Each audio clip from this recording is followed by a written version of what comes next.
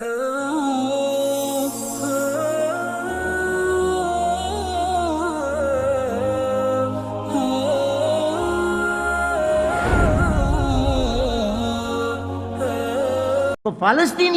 இருக்க இடம் கொடுத்ததுனால அவங்க ஒன்றுமே இல்லாமல் அழிஞ்சு திரியிறாங்க.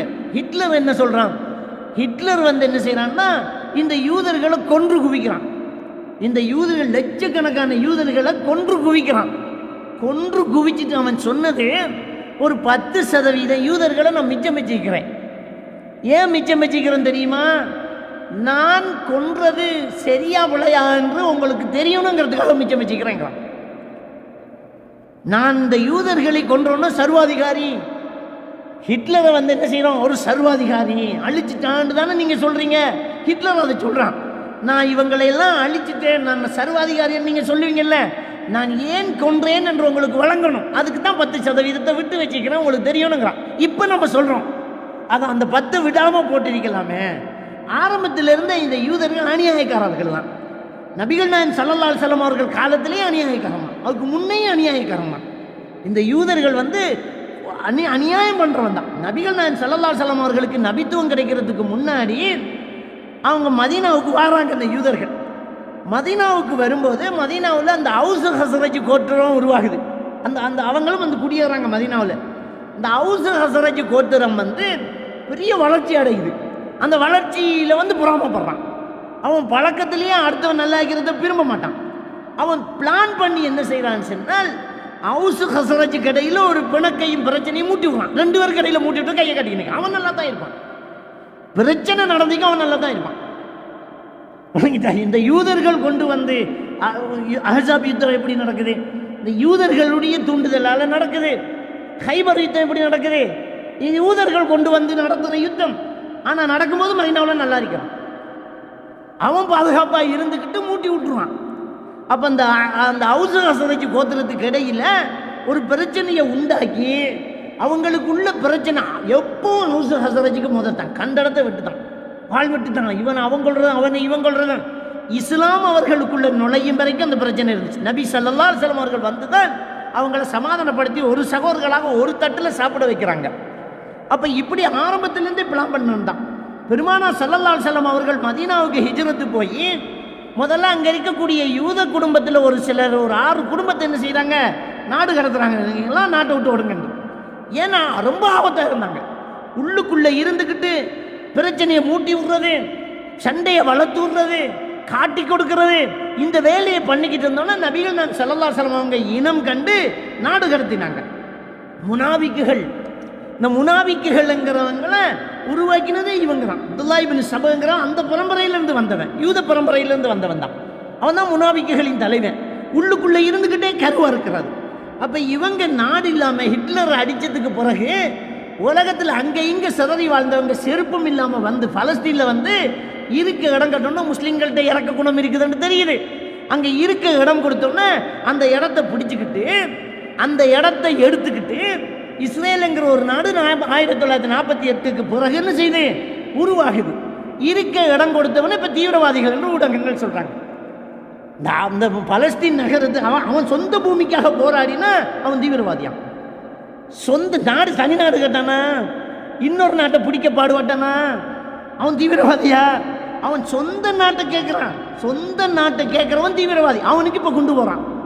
அவன் ஹாஸ்பிட்டலில் மருந்து செஞ்சுக்கிட்டு இருக்கிற மக்களோட சேர்த்து அழிக்கிறான். யாரும் வேற இடத்துல இப்படி நடந்த விடுமா? அந்த ஊடகங்கள் விடாது. அப்போ இப்படி அழிக்கக்கூடியவர்கள் இந்த யூதர்கள் இப்படி அழிக்கிறாங்க. அப்போ முஸ்லீம்கள் இன்றைக்கு மட்டும் இல்லை, அன்றைக்கு இருந்தேன். நபிகள் நாயகம் ஸல்லல்லாஹு அலைஹி வஸல்லம் அவர்களுக்கு ஒரு மூதாட்டி நேரா நச்சூட்டப்பட்ட இறைச்சி கொடுக்குறா, ஒரு யூத பெண்மணியா. அவரையும் சாவடிக்கிறது தான் முயற்சிறாங்க. யூதர்கள் கொன்ற தூதர்கள் என்ற ஒரு லிஸ்டே வரலாறு வைத்திருக்கிறது. அல்லாஹ்வுடைய தூதர்களே கொன்றவர்கள் அவங்க. அப்போ இப்படி நபிகள் நாயகம் ஸல்லல்லாஹு அலைஹி வஸல்லம் விஷம் கொடுக்குறான். அப்படி விஷம் கொடுத்து பெருமானார் ஸல்லல்லாஹு அலைஹி வஸல்லம் அவர்களுக்கு அல்லாஹ் தஆலா பாதுகாப்பு கொடுக்குறான்.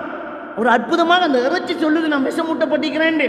ஆனாலும் மரணப்படுக்கையில் இருக்கும்போது நபிகள் நாயகம் ஸல்லல்லாஹு அலைஹி வஸல்லம் அவங்க சொல்கிறாங்க, அன்றைய யூத பெண்மணி தந்த அந்த மாமிசத்தில் உள்ள விஷத்தின் வேதனை இப்போ நான் உணர்றேங்கிறாங்க. அப்படியான ஒரு சத்துராதிகள் தான் இவங்க. அப்போ இன்றைக்கு குண்டை போட்டுட்டு இருக்கிறாங்க, அழிக்கிறாங்க, மக்கள் செத்துக்கிட்டு இருக்கிறாங்க. அப்ப இன்னைக்கு பேசு பொருள் இதுதான். அல்லாஹ் இருக்கிறானா? சின்ன சின்ன பிள்ளையெல்லாம் மௌத்தாகுதே. அல்லாஹ் இருக்கிறானா? அல்லாஹ் தடுக்க மாட்டானா? அவங்க கையும் முடங்காதா? அந்த குண்டு வெடிக்காம ஆகக்கூடாதா? அப்பாவிகளே, ஹாஸ்பிட்டல்ல இருக்கிறவங்களே, அப்ப இதுக்கு பிறகு நாம் எப்படி நம்புறது அப்படின்ற மாதிரி ஒரு யோசனை வருது. ஒரு சிலர் அப்படி கேள்வி கேட்குறாங்க. அதுக்கு தான் அந்த வசனங்கள் ஓதி காட்டுறேன். அப்போ அன்கபூத்தினுடைய அந்த வசனம் என்ன சொல்லுதுன்னு சொன்னா, நம்ம கண்டிப்பாக சோதிப்போங்கிறான். என்ன சோதனை? எது வரைக்கும் நமக்கு சோதனை? மௌத்து வரைக்கும் தான். இருந்தாலும் மௌத்தாகத்தான் போகிறோம். இந்த உலக வாழ்க்கை தான் பெருசி அப்படின்னு சொன்னால் அல்லாஹ் அநியாயக்காரன் தான். இந்த உலக வாழ்க்கை மட்டும்தான் வாழ்க்கைன்னா அது எப்படி ஒருத்தன் நல்லா இருக்கணும், நம்மெல்லாம் ஏன் சாகணும்? இந்த உலக வாழ்க்கைங்கிறது மறுமையோடு ஒப்பிட்டு பார்க்கையில் ஒரு முடியளவு கூட இருக்காது, ஒரு துளி அளவு கூட, ஒரு கடுகளவு கூட இருக்காது. அப்போ அவ்வளோ பெரிய மறுமை வாழ்க்கையை, ஈடேற்றம் பெற்று நிம்மதியாக வாழக்கூடிய அந்த வாழ்க்கையை அல்லாஹ் தூக்கி கொடுக்கறதுக்கு, அந்த சொர்க்கத்தை தூக்கி கொடுக்கறதுக்கு இந்த உலகத்தில் என்ன நடக்கிற சோதனைகள்லாம் அற்பமானதான். அப்போ இந்த சோதனை தாங்கிக்கோ. ஆனால் சோதனை என்றால் என்ன? சோதனை என்றால் என்ன? நீ எப்படி நடந்துக்கிறங்கிறத பார்க்கறது தான் சோதனை. மௌத்து வரைக்கும் உனக்கு பிரச்சனை வருது, அப்போ கூட அல்லாஹ்வை நம்பிக்கிட்டு நீமம் கொண்டுக்கிட்டு இருந்துட்டேன்னு சொன்னாதான் மறுமையில் உனக்கு வெற்றி கிடைக்கும். கடைசி நேரத்தில் என்ன அல்லாஹ்ன்னுட்டானா முடிஞ்சு போச்சு, அவ்வளோதான். இஸ்லாத்தை விட்டுட்டான்னு சொன்னால் முடிஞ்சு போச்சு. அப்போ அல்லாஹ் தாலா என்ன சொல்கிறான்னு சொன்னால், நீங்கள் ஈமான் கொண்டுட்டோம் என்று சொன்னதால் சும்மா விட்டுருவோன்னு நினச்சிக்கிட்டீங்களா? நாம் உங்களுக்கு முன்னால் இருந்தவர்களையும் சோதித்தோம்ங்கிறான். நமக்கு முன்னால் இருந்தவர்களை சோதித்தாங்க. சஹாபாக்கள் சோதிக்க, ஈமான் கொண்ட சஹாபாக்கள் தான் எண்ணெயில் தள்ளிவிடப்படலையா? கொதிக்கிற எண்ணெயில் தள்ளிவிடப்படலையா? நெருப்பில் போட்டு தள்ளிவிடப்படலையா? பாருங்க, ஹப்பாப் இப்னு அரத் ரலியல்லாஹு தஆலா அவர் கொல்லன் வேலை செய்தவர், ஒரு அடிமை கொல்லன் வேலை செய்தவர். அந்த மக்கமா நகரத்திலேயே ரொம்ப கூர்மையான, ரொம்ப உறுதியான யுத்தத்துக்கான வாள் தயாரிக்கிற ஒரு பெரிய வேலைக்காரர் அவர். ஹப்பாப் இப்னு அரத் ரலியல்லாஹு தஆலா வாள் செய்யறதுல ரொம்ப, அவர்கிட்ட வாள் வாங்கினா சரி. அப்படிப்பட்ட ஒருவர் இஸ்லாத்தை தழுவிக்கிட்டார். இஸ்லாத்தை தழுவிக்கிட்டா ரெண்டு பிரச்சனை உங்களுக்கு. இந்த ஆளு பெரிய பயங்கரமான வாழ் செய்த, இனி இவன் செய்த வாழெல்லாம் முஸ்லீம்களுக்கு போகுது, உலகிட்டா. அடுத்தது இவன் மதத்தை விட்டுட்டான் அப்படி என்று. அப்போ அவரை போட்டு சித்திரவதை செய்தாங்க. எப்படி சித்திரவதை செய்தாங்க? அவர் கொல்லன் வேலை இரும்பு இருக்கிற அந்த நெருப்பை உரிக்கிற, அந்த இரும்பை உருக்கிற அந்த நெருப்புக்கு மேலே தலைகீழாக கட்டி தொங்க விட்டு நெருப்பு போட்டு, அவர் முதுகில் உள்ள சதைகள் எல்லாம் அப்படியே சுருங்கி போகிற அளவுக்கு அவர் நெருப்பில் தலைகீழாக தொங்க விடப்பட்டு, சொல்லு இப்போ சொல்லு, விட்டுட்டு வரையா, இஸ்லாத்தை விட்டுட்டு வரையா அப்படின்னு அவருக்கு சித்திரவதை செய்கிறாங்க. ஆனால் அவர் என்ன செய்யலை, விடலை. உமர் ரலியல்லாஹு தஆலா அவர்களுடைய ஆட்சி காலத்தில் சஹாபாக்கள் சிலர் ஒன்று கூடிட்டு இருக்கிறாங்க. அப்போ தாபீன்களும் இருக்கிறாங்க. ரசூலுல்லாஹ் காணாதவங்க, அவங்க அந்த காலத்தில் அப்படி நடந்துச்சு அப்படின்னு சொல்கிற ஒரு மாதிரி பேச்சு வந்துச்சு. அப்படி நடந்துச்சு, இப்படி நடந்துச்சு, எங்கள் காலத்தில் அப்படி செஞ்சோம், மதீனாவிலேருந்து இப்படி தான் நாங்கள் வந்தோம், மக்காவில் இப்படியெல்லாம் கொடுமை நடந்துச்சு, இப்படி எல்லாரும் பேசிக்கிட்டே சுவாரஸ்யமாக போகுது, கேட்டுக்கிட்டே இருக்கிறாங்க. இந்த ஹப்பாப் இப்னு அரத் ரலியல்லாஹு தஆலா செய்கிறாங்க, அவரும் சொல்கிறதுக்கு ஏதோ தொடங்குறாங்க. தொடங்கின உடனே உமர் ரலியல்லாஹு தஆலா அவரை கட்டி பிடிச்சிக்கிட்டாங்க. அவர் என்னமோ சொல்ல வராது, அவரை போய் உமர் ரலியல்லாஹு தஆலா அவர்கள் என்னறாங்க, கட்டி பிடிச்சிக்கிட்டு கத்துறாங்க. அப்போ பிறகு வந்தவங்க, அவங்க பிள்ளைகள் தாபீன்கள், ரசூலுல்லாஹ்வை காணாதவங்க, உங்களுக்கு ஏன் அழுகுறாங்க உமர் தான் தெரியல. இவரை கண்ட உடனே உமர் கலீஃபா ஜனாதிபதி கட்டி பிடிச்சிக்கிட்டு அழுகுறாரு. ஏன் உமர் அவர்களை ஏன் அழுகுறீங்கன்னா, உமர் அலி தான் அழுது வெஞ்ச தீர அழுதுட்டு அந்த ஹப்பாப் அப்படியே பிடிச்சி, இவர் என்னத்தை சொல்றது நீங்க பாருங்க அப்படி என்று அவர் போத்துக்கு இருந்த அந்த போர்வையை தூக்கி சுண்டி விட்டார். அவருடைய முதுகுல தீக்காயங்கள் அப்படியே சதையை வந்து எலும்போட சுருங்கி போய் ஒட்டின பத்தி போன அந்த காயத்தை காட்டி, இவர் இஸ்லாத்தை தழுவினத்துக்கு இப்படியெல்லாம் சித்திரவதை செய்யப்பட்டார். அவருக்கு விழுந்த போர்வையை தூக்கி திரும்ப போத்திக்கிறார் ஹப்பாப் இப்னு அரத் ரலியல்லாஹு. நான் இதை சொல்ல வரலன்றார். நான் இதை எனக்கு நடந்த சித்திரவதையை நான் சொல்ல வரல. முஸ்அப் இப்னு உமைர் மக்காவிலேயே ரொம்ப வசதியானவர். முஸ்அப் இப்னு உமைர் வந்துட்டார் என்று சொன்னால் சந்தையில் திரும்பி பார்க்காம சொல்லுவாங்களா, முஸ்அப் இங்கே தான் நிற்கிறாரு, எங்கேயோ பின்னுக்கு, நான் வந்துட்டார் அப்படின்னு சொல்லுவாங்களா. ஏன் தெரியுமா? அவர் வாங்குற அத்தரை வேற யாரும் வாங்க முடியாது விலை கொடுத்து. அவ்வளோ விலை கூடின அத்தரை அது. அதை முஸாப் இப்னு உமைர் தான் பண்ணுவோம். இன்னைக்கே இருக்கிறேன். இன்னைக்கு மில்லியன் கணக்கான காசை கொடுத்து லட்சக்கணக்கான ரியாலுக்கு போத்தல் அத்தர் இருக்குது. லட்சக்கணக்கான ரியால், 1 லட்சம் 2 லட்சம் ரியாலுக்கு அத்தர். நமக்கு மில்லியன் கணக்கு அத்தர் இருக்குது. இன்னைக்கே இருக்கிறேன். விலை கூடி அத்தர் யாரும் பண்ண முடியாது. அது அவர் வேண்டுவார், அவ்வளோ வசதியானவர். அப்படிப்பட்ட வசதியான முஸாப் இப்னு உமைர் உஹது யுத்தத்தில் மரணிக்கிறாரு. அவருடைய ஆடை, அவருடைய ஜனாசாவை முழுசா மூடுறதுக்கு கவனாடை எங்களுக்கு பத்தல. தலையை மூடினா கால் தெரியுது, காலை மூடினா தலை தெரியுது. தலையை சீலையால மூடுங்க, காலை இலைகளால மூடுங்க என்று ஸல்லல்லாஹு அலைஹி வஸல்லம் சொன்னார்களே, அதை சொல்ல வந்தேங்கிறாங்க ஹப்பாப் இப்னு அரத் ரலியல்லாஹு. அவர் ஓடி வரார். அவர் ஓடி வந்து நபிகள் நாயகம் ஸல்லல்லாஹு அலைஹி வஸல்லம் அவர்கள்ட்ட வந்து, அவர் கௌபத்துல்லா நிழல வந்து தலைக்கு ஒரு கல்லை வச்சுட்டு அப்படியே சாஞ்சிக்கிட்டு இருக்கிறாங்க. இந்த ஹப்பாப் இப்னு அரத் ரலியல்லாஹு தஆலா அவர்கள் ஓடி வந்து, அல்லாஹ்வின் தூதரே, அல்லாஹ்வோட உதவி எப்போ வரும்னு கேட்டாங்க. இவர் இவ்வளவு சித்திரவதை செய்தவருக்கு அது பெருசு இல்லையா? அவருடைய தோழர்கள் அங்கும் இங்கும் சித்திரவதை செய்யப்படுறாங்க, அப்பவே சோதிக்கப்பட்டாங்க. இஸ்லாத்தை ஏற்றுக்கொண்டதனால அல்லாஹ்வோட உதவி எப்போ வரும், அல்லாஹ்வோட உதவி எப்போ வரும் யா ரசூலல்லாஹ்னு கேட்டாங்க. அப்ப நபிகள் நாயகம் ஸல்லல்லாஹு அலைஹி வஸல்லம் அவர்கள் எழுந்து உட்கார்ந்து என்ன சொல்றாங்கன்னு சொன்னால், முன்னால் வந்தவர்கள் பட்ட கஷ்டம் படாம அவ்வளவு சீக்கிரமா லேசா நீங்க சொர்க்கம் நுழைஞ்சிடலான்னு நினைச்சிட்டீங்களா? அவ்வளவு சீக்கிரமா லேசா நீங்க சொர்க்கம் நுழைஞ்சிடலாம்னு நினைச்சிட்டீங்களா? நமக்கு முன்னால் இருந்தவர்கள் எவ்வளவு சிரமப்பட்டாங்க தெரியுமா? அவங்க ஈமான் கொண்ட ஒரு காரணத்தினால் அவர்கள் உயிரோடு இருக்கவே அவர்களுடைய சதைகள் வார்ந்து எடுக்கப்பட்டது. எலும்பு இருக்க சதைகள் வாரப்பட்டது. அவர்கள் நட்டி வைக்கப்பட்டு ஒரு பெரிய வாழை கொண்டாந்து அவர்களுடைய தலை 2ஆ புழக்கப்பட்டது. இப்படியெல்லாம் நடந்துச்சே அப்படின்னு சொல்லி அவர் நபிகள் நான் ஸல்லல்லாஹு அலைஹி வஸல்லம் அவர்கள் சொன்னார்கள், இப்படியெல்லாம் சோதிக்கப்பட்டாங்க. இவங்க பட்ட பாடெல்லாம் படாமல் நாம லேசா சொர்க்கம் போய்தெல்லாம் நினச்சிடலாமா ஹப்பாபே சொல்லிட்டு சொன்னாங்க. ஆனால் அல்லாஹ்வோட உதவி வரும், அல்லாஹ்வோட உதவி ரொம்ப சீக்கிரம் வரும். ஹலரல் மவுத் என்ற இடத்துல இருந்து சன்னா என்ற இடம் வரைக்கும் பெரிய தூரம் அது. அந்த சன்னா என்ற இடம், ஹலரமவுத் என்ற இடம், அந்த 2 இடத்தையும் சொல்லி ஹலரமவுத் என்ற இடத்துல இருந்து சன்னா என்ற இடம் வரைக்கும் ரொம்ப தூரமான ஒரு பகுதி. ஒரு பெண்ணு தனியை தன்னுடைய ஆட்டை எடுத்துக்கிட்டு வருவா, பயம் ஓநாயில மட்டும்தான் அவ கிழிக்கும். அப்படி ஒரு காலம் வரும் அப்படின்றாங்க. அல்லாஹ்வோட உதவி அப்படி வரும். இப்போ போன ரோட்ல கண்டெடுத்து உங்களை கொள்றான். ஈமான் கொண்ட மூமின்களை பார்த்த இடத்த வெட்டுறான். சுமையார் ரலியல்லாஹு தஆலா அவர்களை ரோட்ல கண்டுதான் என்ன செய்யும், அவட பெண் உறுப்புல அந்த அட்டி வகுத்தில் அம்பால குத்தி கொலை செய்யறான் அபூஜஹில். யாசிர் ரலியல்லாஹு கணவர் 2ஆ கிழிக்கப்பட்டு மௌத்தாகிறாங்க. அப்ப இப்படி அவர்கள் ரோட்ல கொல்லப்படுறாங்க. ஆனா ஒரு பெண்ணு ஹலரல் மவுத்திலிருந்து சன்னா வரைக்கும் ஆட்டை எடுத்துக்கிட்டு ஓனாய்க்கு மட்டும்தான் பயப்படுவார், யாருக்கும் பயப்பட மாட்டா. அப்படி ஒரு சுதந்திரமான ஒரு காலம் பெறும். அல்லாஹ்வோட உதவி வெறும் பயப்படாத அப்படிங்கிறாங்க. அது அல்லாஹ் சுப்ஹானஹு வ தஆலா சூரத்துல் பக்கராவில் 214வது வசனத்தில் சொல்லி காட்டுறான். அம் ஹசிபத்தும் அன் ததுகுலுல் ஜன்னா, நீங்க லேசா சொர்க்கம் நுழைஞ்சிடலாம்னு நினைச்சிட்டீங்களா? வலம்மா யாத்திக்கும் மஸலுல் லதீன ஹலவ் மின் கப்லிக்கும், உங்களுக்கு முன்னால் இருந்தவர்களுக்கு பட்ட பாடு கஷ்டங்கள் உங்களுக்கு வராமல் லேசா சொர்க்கம் நுழைஞ்சிடலாம்னு நினைச்சிட்டீங்களா? மஸ்ஸத்துஹுமுல் பஸா வத்தர்ரா, அவங்களுக்கு பிணி துன்பம் கஷ்டம் எல்லாம் பீடித்தது. وَزُلْزِلُوا حَتَّى يَقُولَ الرَّسُولُ وَالَّذِينَ آمَنُوا مَعَهُ, எந்த அளவுக்கு அவர்கள் ஆட்டம் கண்டார்கள் என்றால், அவர்கள் அந்த தூதரும் அந்த தூதரோடு ஈமான் கொண்டவர்களும் மத்தா நஸ்ருல்லாஹ், அல்லாஹ்வோட உதவி எப்போ வரும் என்று கேட்குற அளவுக்கு சோதிக்கப்பட்டாங்க. அவங்க எவ்வளோ பொறுமையாக இருந்திருப்பாங்க, ஒரு தூதர் எப்படி பொறுமையாக இருந்திருப்பார். அவங்களே ஆட்டம் கண்டுட்டாங்க. ஹத்தா ஜுல்சிலு, அவங்க ஆட்டம் கண்டுட்டாங்க. அல்லாஹ்வோட உதவி எப்போ வரும் என்று கேட்குறாங்க.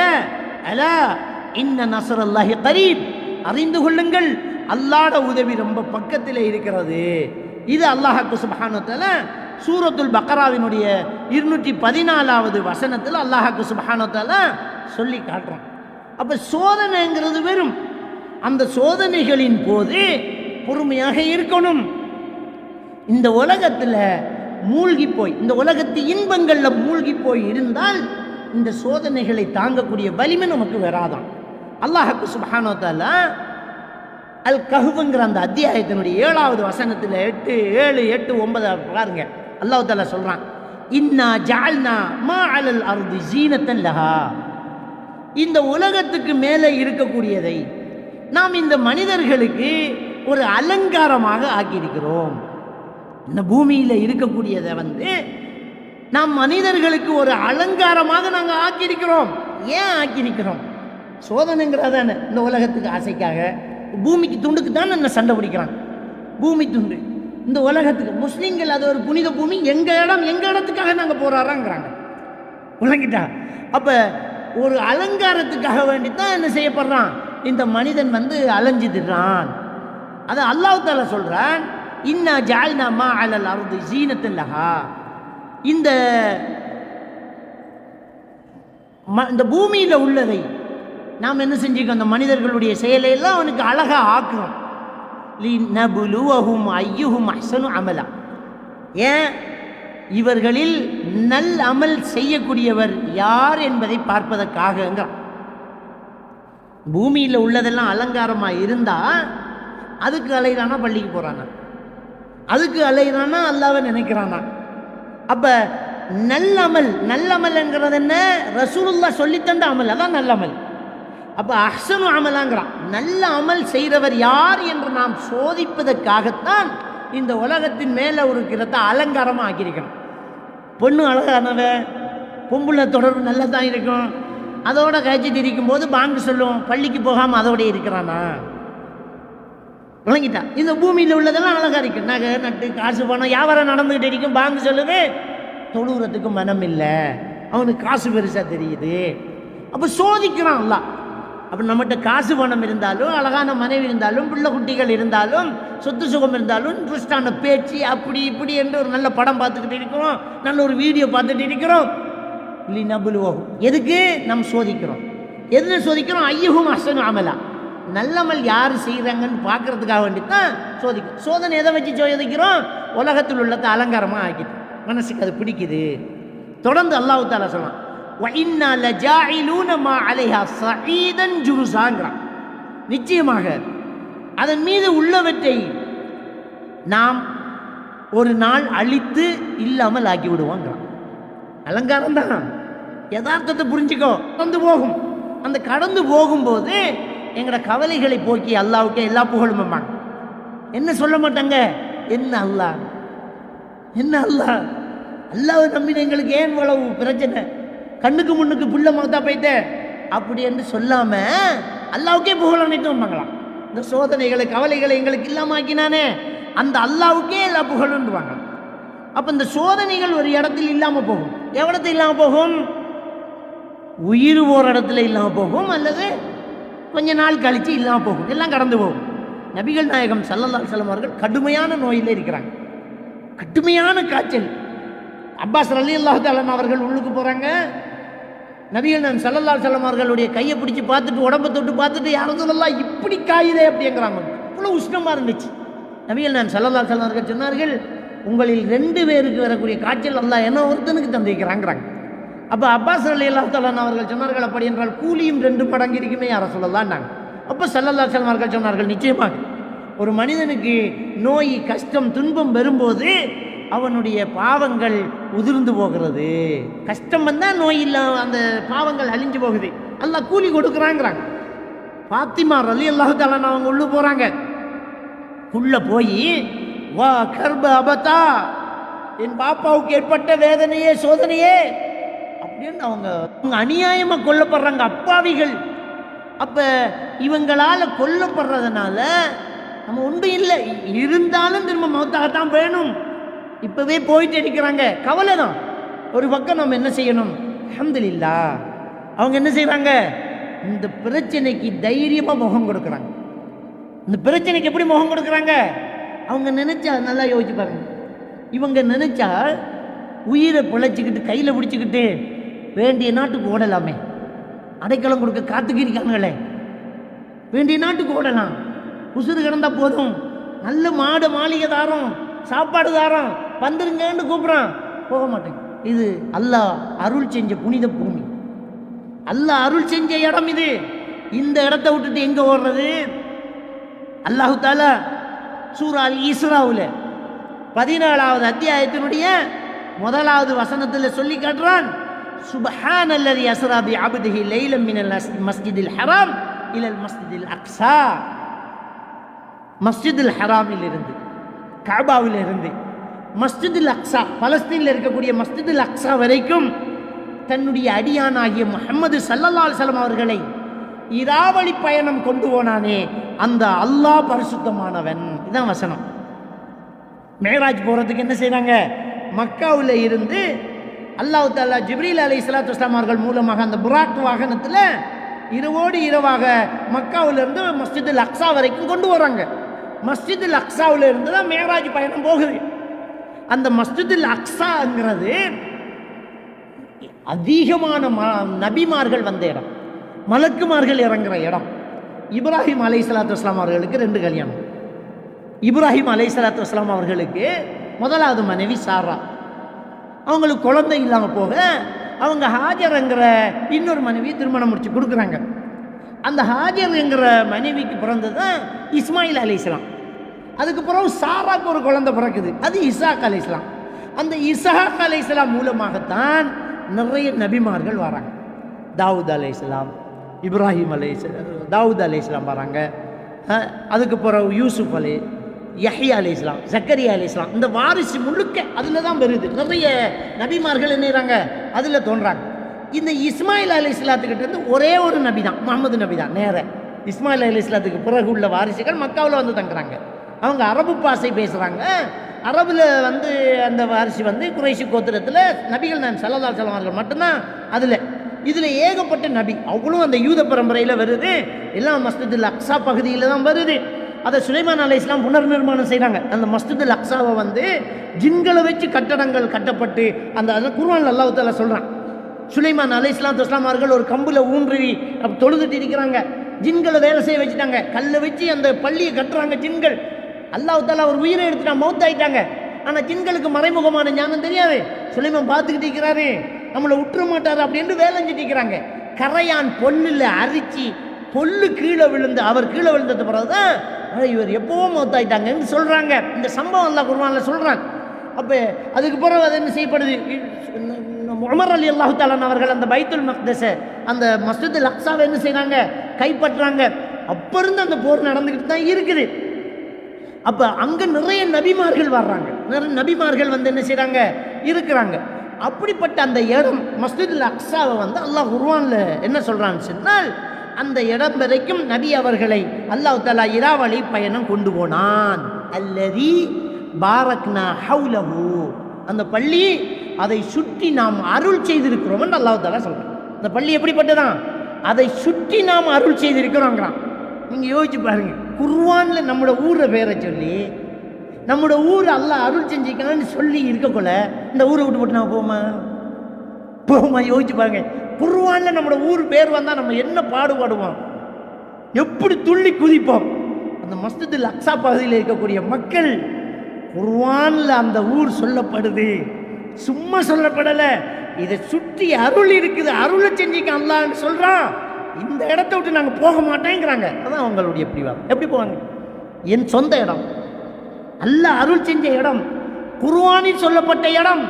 சூரத்துல் அன்பியா 71வது வசனத்தில் அல்லாஹ் தஆலா சொல்றான், வனஜைனாஹு வலூதன் இலல் அர்தி அல்லதி பாரக்னா ஃபீஹா லில் ஆலமீன்ங்கறான். இப்ராஹிம் நபியையும் இந்த லூத் அலைஹிஸ்ஸலாத்து வஸ்ஸலாம் அவர்கள், அவருடைய ஒரு சகோதரன் மகன், ஒரு ஒன்று விட்ட சகோதரன், அந்த லூத் அலைஹிஸ்ஸலாத்து வஸ்ஸலாம் அவர்களையும் இப்ராஹிம் அலைஹிஸ்ஸலாத்து வஸ்ஸலாம் அவர்களையும் நாம் என்ன செய்தோம்? அகிலத்தாருக்கே அருள் செய்த அந்த ஊருக்கு நாம் இடம் நாட்டினோங்கிறான். அது மஸ்ஜிதுல் அக்ஸா அல்லாஹ் தஆலா சொல்லி காட்டுறான். சூரத்துல் அன்பியா 71வது வசனத்தில் என்ன செய்யறான்? அகிலத்தார் அனைவருக்கும் பரக்கத்தான பாக்கியம் உள்ள பூமியாக ஆக்கியுள்ள இந்த பைத்துல் முகத்தஸில் ஈடேற்றம் பெற செய்தவங்கிறான் அல்லாஹ். அப்போ குர்ஆன்ல சொல்லப்பட்ட ஒரு ஊர் சும்மா விடுவாங்களா? குர்ஆன்ல சொல்லப்பட்ட ஒரு ஊரை சும்மா விடுவாங்களா? அதனால தான் அங்கே போகாமல் அப்படியே நிற்கிறாங்க. எப்படி நிற்கிறாங்க? ஈமானோட உறுதியாக நிற்கிறாங்க. மவுத்து வருது, நிற்கட்டும். ஒரு வீடியோ வந்துச்சு, நீங்கள் பார்த்துருப்பீங்க. இதுக்கு முன்னே நீங்கள் பார்த்துருவோம், நம்ம பார்த்துக்கிட்டே இருக்கிறது.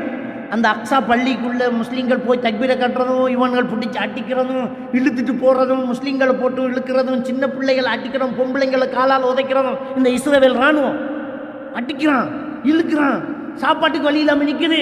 அப்போ ஒரு 10 வயசு பிள்ளை, சின்ன பிள்ளை, ஒரு 10 வயசு மதிக்கத்தக்க ஒரு பிள்ளை, அந்த பிள்ளைக்கிட்ட அங்கே போன ஒரு வெளிநாட்டு அரபு பேச தெரிஞ்ச ஒரு சகோதரர், எந்த நாடுன்னு தெரியலை, அரபு சகோதரர் வந்து அந்த பிள்ளைக்கு தண்ணி போத்தலில் கொடுத்து ஒரு சாப்பாட்டை கொடுத்து அந்த பிள்ளை வேண்டிட்டு ஜஸாக்கல்லாஹ் ஹைரா சொல்லுது. அவர் கேட்குறாரு, எங்கள் ஊருக்கு வரேம்மா, உன்னை நான் கூட்டிகிட்டு போட்டேன் எங்கள் ஊருக்கு அப்படின்னு கேட்குறாங்க. பாப்பா உமா இல்லாத ஒரு அனாதை பிள்ளை, ஒரு 10 வயசு மதிக்கத்தக்க ஒரு பிள்ளை, எங்கள் ஊருக்கு வரேம்மான்னு ஒரு அரபில் கேட்குறாரு. அந்த பிள்ளை சிரிச்சுக்கிட்டு என்ன பதில் சொல்லு தெரியுமா? உங்கள் ஊரில் ஷஹாதத்து கிடைக்குமா, சோறு தருவீங்க, படுக்க வசதி தருவீங்க, அல்லாவுக்காக மரணிக்கக்கூடிய அந்த ஷஹாதா உங்கள் ஊரில் கிடைக்குமான்னு சொன்னோன்னே சாப்பாட்டை கொடுத்த அரபி தேம்பி தேம்பி அழுகுறாங்க. என்ன ஈமான், என்ன ஈமான் இது? எப்படி அவர்கள் ஈமானோடு இருக்கிறார்கள்? அல்லாவுக்காக மரணிக்க நாங்கள் தயார். அந்த பீரங்கிக்கு முன்னால கல்லோட நிற்கிறானே, பீரங்கிக்கு முன்னால கல்லோட நிற்கிறானே, எது மரணம் வரட்டுவேன், மௌத்தாகிறனே, அல்லாவுக்காக போறேங்கிறான். அவனுக்கு தெரியும் நம்மளை சாவடிச்சிருவான்னு தெரியும், போவேன் அல்லாஹ் கிட்ட போய் சேருவேன் அப்படிங்கிறான். அந்த ஈமானுங்க நம்ம சோதிப்போங்கிறான். அல்லாஹ் சோதனையில் வெற்றி பெறணும்னு அல்லாஹ் சொல்றானே. நம்ம ஆக்களை ஈமான் சோதனை எப்படி இருக்கு தெரியுமா?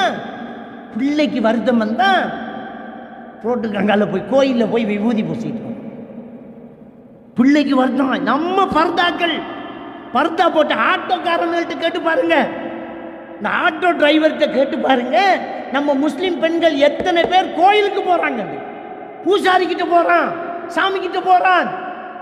அவ்வளவுதான் நம்ம சோதனை, அவ்வளவுதான். அவன் உயிர் போகட்டும் ஷஹாதத் இல்லையா எங்களுக்கு என்று கேட்கிறான். நம்ம ஆக்களு கொஞ்சம் ஒரு வருத்தம் வந்தா நூல் கட்டுறதுக்கும் இசும் கட்டுறதுக்கும் குறி சாத்திரம் பார்க்கறதுக்கு ஓடுறான். இதான் நம்ம ஈமான். பாப்பான்னு வந்துட்டா, தங்கள் நாயகம் வந்துட்டா காலை தொட்டு கொஞ்சறான், வெள்ள விரிக்கிறான், மனுஷனை கடவுளாக்குறான். மனுஷனா தானே இருக்கும். மனுஷன் எப்படி கடவுளாக்குவான்? ஒரு மனுஷனுக்கு எப்படி சிரம் சகிக்க முடியும்? கபூரில் போய் குப்புற கிடக்கிறான்.